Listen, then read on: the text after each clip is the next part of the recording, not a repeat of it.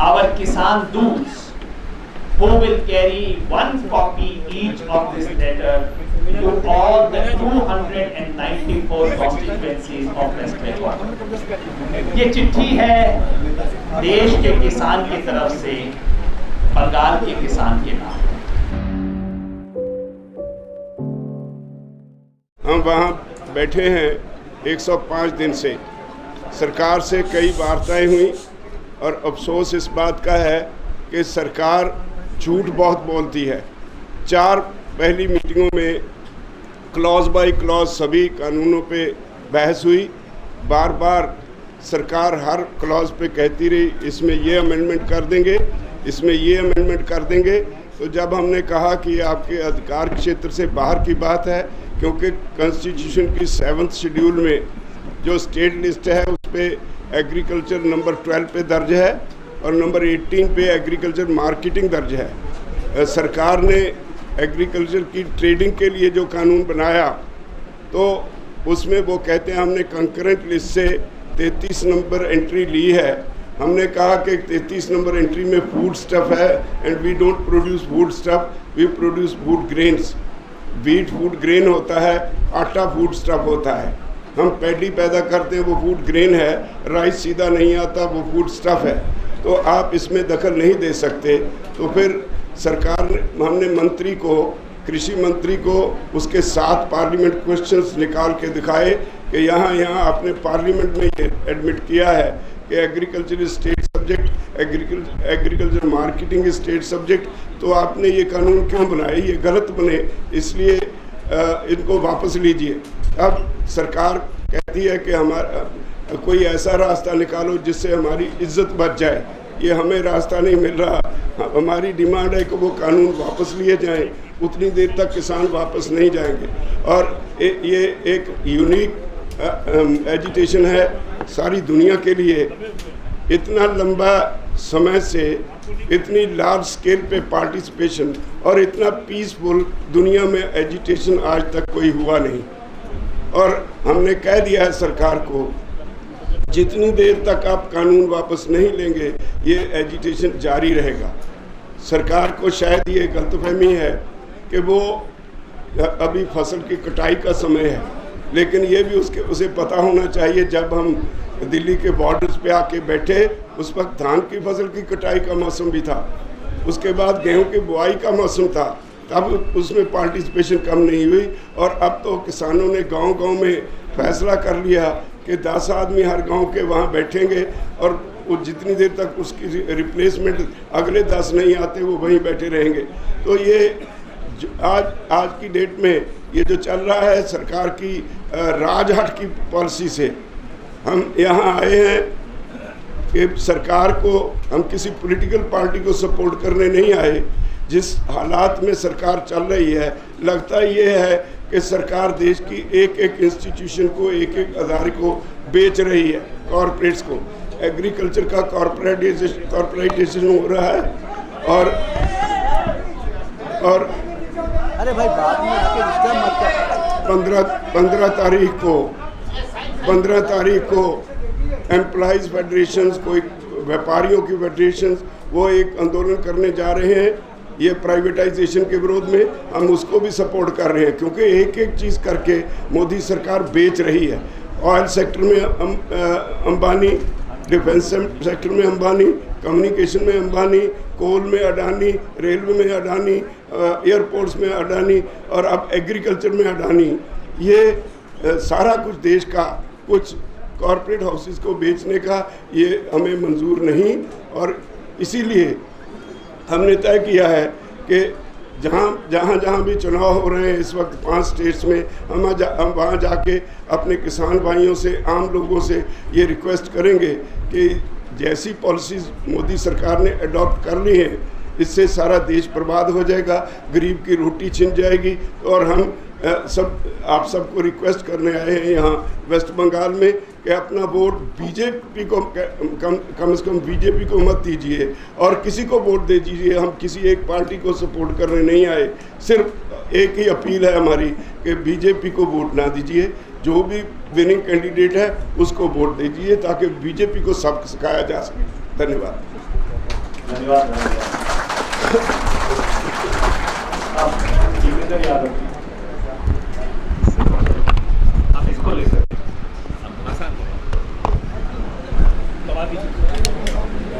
एक तो मेरा किसान आंदोलन के साथियों से निवेदन होगा, ये जनसभा नहीं है तो इसमें कृपया ताली न बजाएं, प्रेस कॉन्फ्रेंस है और हम इनसे प्रेस के साथियों से बात करेंगे। आपके मन की जो फीलिंग्स है बहुत अच्छी हैं, उसको हम जनसभा के अंदर इस्तेमाल करेंगे।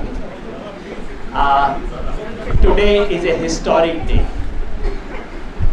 It is a historic day because a truly historic struggle of the farmers of this country has taken a historic step today. It is a historic day because it recalls the unity of the people of Bengal, the people of Punjab with the rest of the people of India, a unity that we witnessed during the national movement of this country. It is a historic day because farmers of this country are challenging the powers that be in the only way they understand it to be. We are here not to directly intervene in the elections. We do not have any candidate. We have not formed a political party. We are not supporting any political party. We are not advising the people of Bengal who to vote for. All we are saying is just one thing that our senior most leader Rajewal ji said right now. Please teach BJP a lesson. And why? This is spelled out in a letter that I will just read out. But first of all, allow me to just show you that letter. And may I request all my colleagues who have a copy of this letter, all of us can stand up and show a copy of this letter. With signatures, I will have a copy. Sir आप ही बड़े वाली with signatures I take नीचे दो आस्ते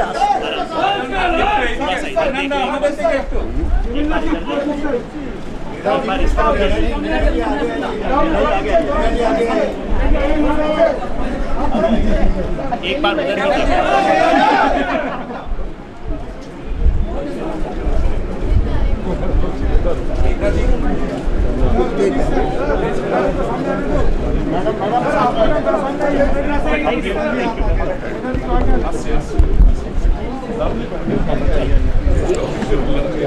Now I will simply read out this letter.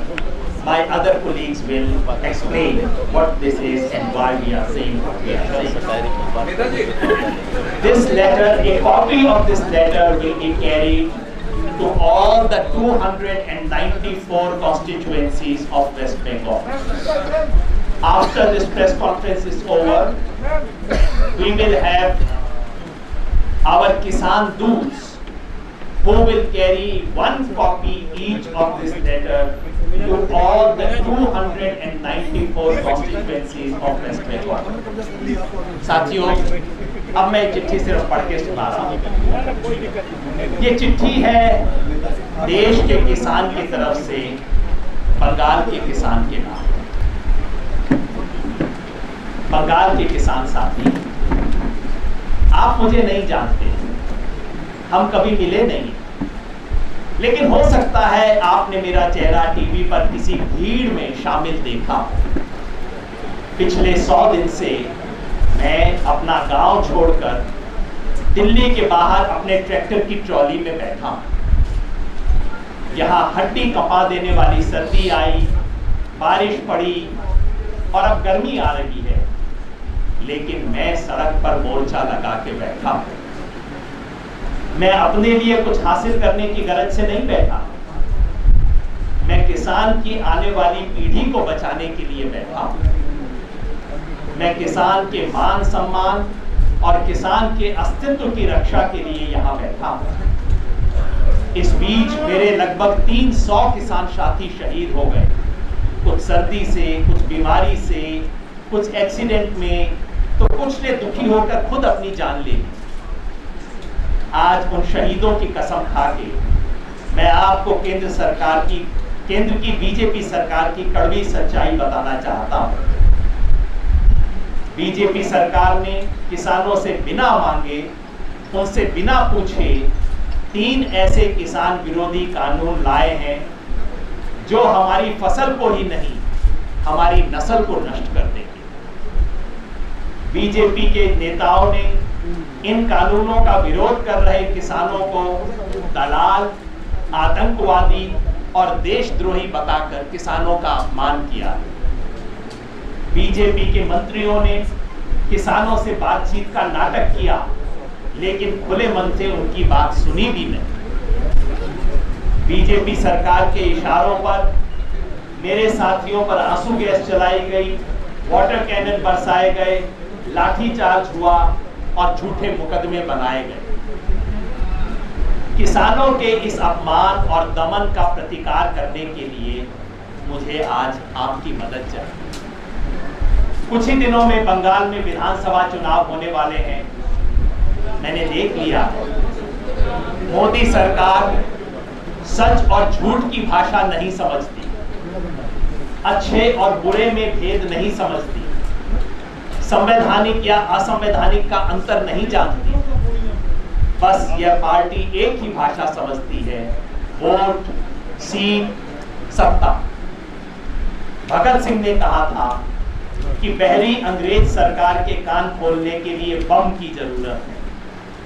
उसी तरह इस बहरी बीजेपी सरकार के कान खोलने के लिए वोट की चोट देने की जरूरत है। यह काम मेरे बस का नहीं, क्योंकि मेरे यहां अभी चुनाव नहीं हो रहे। आप ये काम कर सकते हो। बीजेपी बंगाल का चुनाव जीतने को बड़ी आतुर है। अगर बंगाल का किसान उसे चुनाव में सजा देता है तो बीजेपी को सबक मिलेगा कि किसान से पंगा लेना भारी पड़ता है। अगर बीजेपी बंगाल में चुनाव हारती है तो उसका घमंड टूटेगा और मोदी जी को किसानों की बात माननी पड़ेगी। मुझे इससे मतलब नहीं है कि आप बीजेपी को छोड़ के किसे वोट दें। मैं किसी पार्टी की वकालत नहीं करता। मैं नहीं जानता कि आपके प्रदेश की सरकार अच्छी है या नहीं। बस मेरी तो एक ही विनती है, कमल के फूल को वोट देने की भूल ना करें। पिछले 3.5 महीनों से मैं गांव नहीं गया। मेरी माँ ने कहा था संघर्ष में विजय हासिल करके ही वापस आना। मैं अपनी माँ से कब मिलूंगा, ये आपके हाथ में। एक किसान का दर्द किसान ही समझ सकता है। मुझे विश्वास है आप वोट डालते वक्त मेरी इस अपील को याद रखेंगे। आपका भारत का एक किसान। नीचे नोट है जी, मेरे पास इस चिट्ठी की कॉपी बनाकर बंगाल के हर किसान तक भेजने के पैसे नहीं है। जिसे भी ये चिट्ठी मिले वो खुद इसकी कॉपी बना के आगे बांटे या फोन से शेयर करें। So this is the letter. You saw the Bengali version of the letter. If necessary, my colleagues will circulate the English version of the letter as well, which is also being released for the farmers of other states as well. So that's all I wanted to say. खबरों में बने रहने के लिए forum 4 को subscribe करें और notification पाने के लिए बेल आइकन दबाएं।